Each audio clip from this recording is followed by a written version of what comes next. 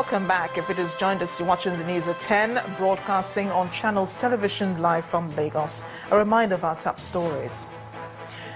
Go Village, Adamawa State under attack again as Fulani herdsmen allegedly kill scores of people in fresh clash with farmers.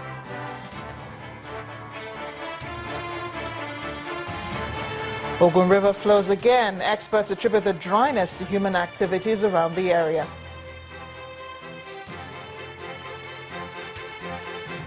Vice President Professor Yemi Osinbajo says new oil and gas refineries belonging to Nigerian businessman Aliko Dangote will help end gas supply challenges in the power sector.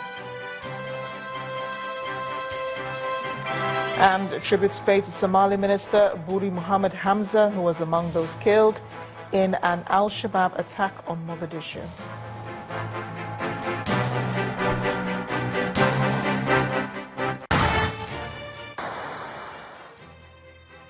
Just a reminder that all our top stories can be found on our websites, channelstv.com and on youtube.com/channelsweb.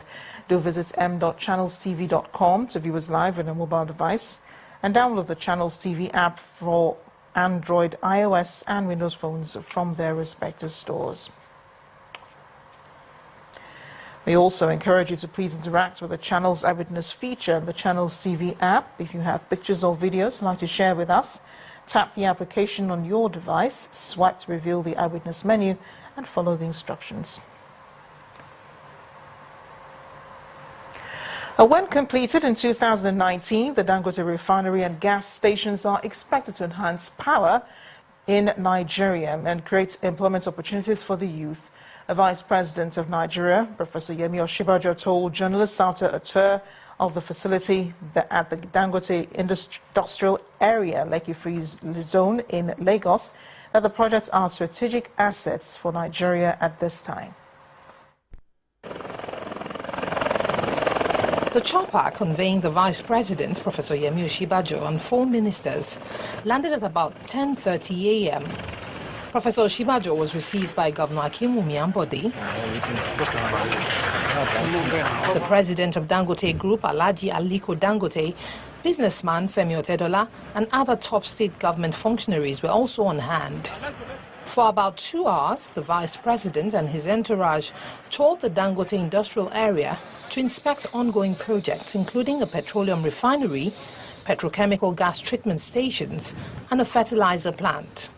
Professor Osinbajo said with what he saw on ground, the projects, when completed, would permanently address the demand for gas required daily to power the country's energy sector. If you consider that our current requirements are probably in the order of about maybe 2 billion or so odd. But this is incredible. If that can be done, it's a major strategic asset for Nigeria. It will boost our power supply tremendously. And we're certainly, for me, that's one of the most important projects that could be done in this country. And it certainly is going to be a major boost for industry and for power supply generally. Later, at a press conference, the president of Dangote Group, Alhaji Aliko Dangote, gave further details on the project and when they'll commence. The refinery will start production by first quarter of 2019. This is the largest single-line refinery in the world. The petrochemicals that we have is 13 times LMA Petrochemical, which was built by the government. It's the only one in the country, but we're 13 times. If we finish our gas pipeline, it can generate 12,000 megawatts of power. That's huge. That's more than what we are looking for in Nigeria, and we can supply the rest of West Africa. Among other benefits, the 3 projects, when completed, are expected to enhance power generation, increase demand for domestic crude, increase government revenue, save foreign exchange against imports. The leadership of the Nigerian Security and Civil Defense Corps in Abia State has arrested an oil vandal who specializes in stealing blue gas and packaging same in white cellophane bags. Parading the suspect at the NSCDC office in Umuahia, the state commandant, Benito Eze, explains that officers of the command have been on the suspect's trail before he was finally apprehended with his loot packed in a vehicle. Mr. Benito says the command has intensified its anti-vandalism campaign to flush out all thieves within local council areas.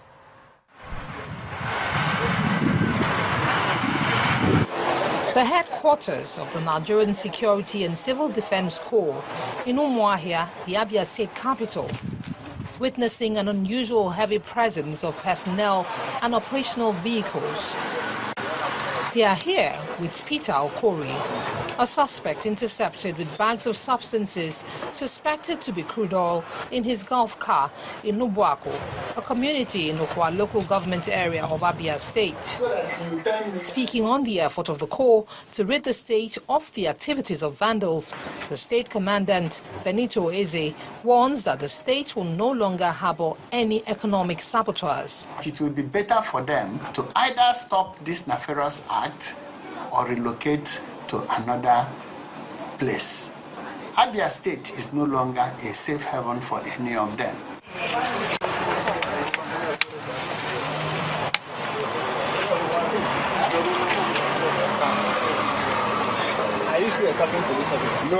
For now, the car which served as the means of conveyance has been impounded. Further investigation will hopefully reveal other suspects involved in the crime.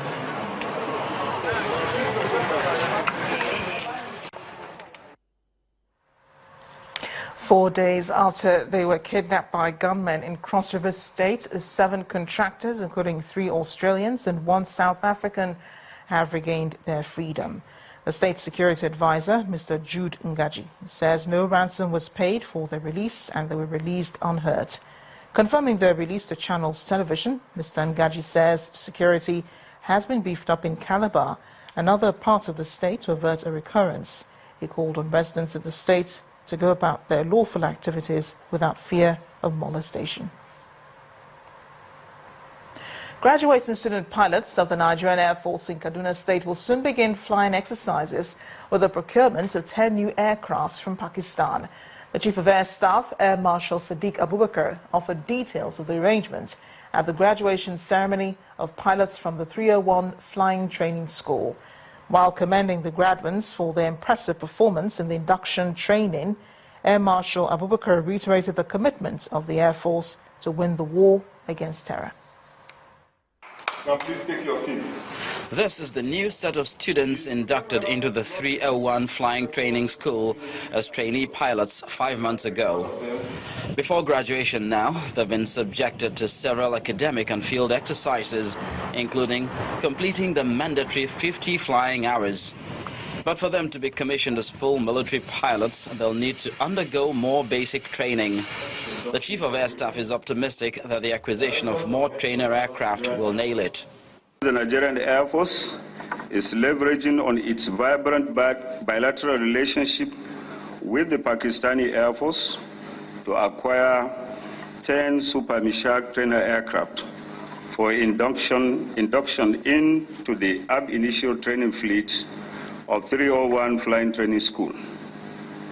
The induction of the Super Mishak aircraft will enhance the quality of the ab initio program, as the platform has capability for the full spectrum of military flying training.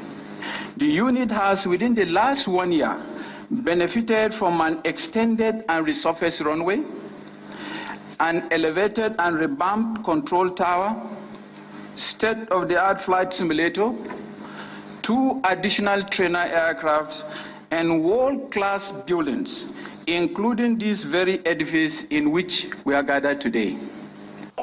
Commending the Nigerian Air Force's contributions to national security, the host governor, Nasir El-Rufai of Kaduna State, and other dignitaries at the event also emphasized the importance of continuous training and retraining of personnel. This is only the beginning of your journey. After all, 301 Flying Training School is, as we say, just the starting point. I enjoin you, therefore, to sustain the same attitude of rugged determination as you continue with the next phase of your military flying training. The Nigerian Air Force has played a very, very, very important role in restoring peace and security in Kaduna State. In the joint security operations, they have been in the lead in providing the support needed when we are fighting cattle rustling, and increasingly they are supporting us in the area of fighting kidnapping and armed robbery.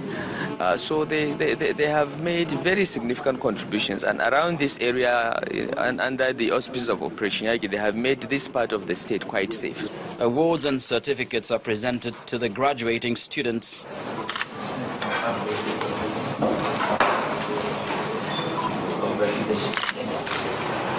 The Air Chief also commissions some newly completed residential quarters for officers and men with a view to making their lives more comfortable. The graduation marks another landmark in the efforts of the Nigerian Air Force to build capacity towards neutralizing emerging security threats. Meanwhile, Acting Inspector General of Police Ibrahim Idris says mobile police officers attached to individuals as security aides are to be withdrawn. Mr. Idris says the police will continue to carry out its primary duty of protecting lives of all Nigerians across the country. The Acting Inspector General of Police, Ibrahim Idris, arrived at the Police Mobile Force Training School in Osun State with Governor Rauf Aregbesola. It's his first official assignment. After the welcome, the Inspector General of Police proceeded to the hall for the main event, the passing out parade of 59 squadron commanders. After 3 weeks of intense combat operations, seminar and course training, these squadron members from across the country are set to proceed to their various duty posts.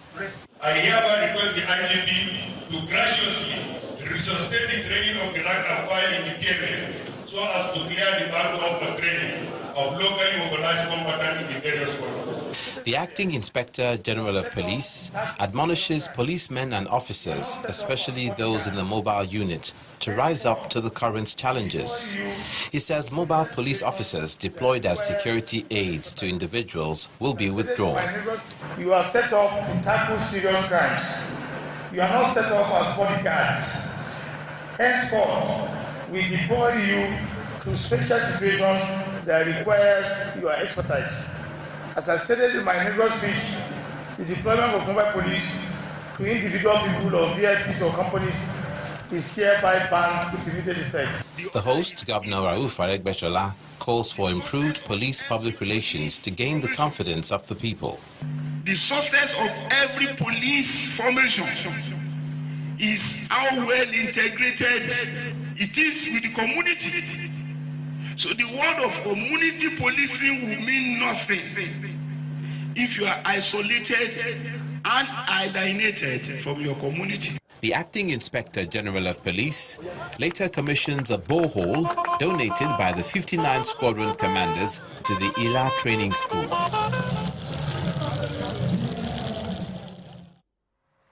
When the News at 10 returns, community leaders in Nigeria have been advised to step up their game in securing lives and property. Please join us again.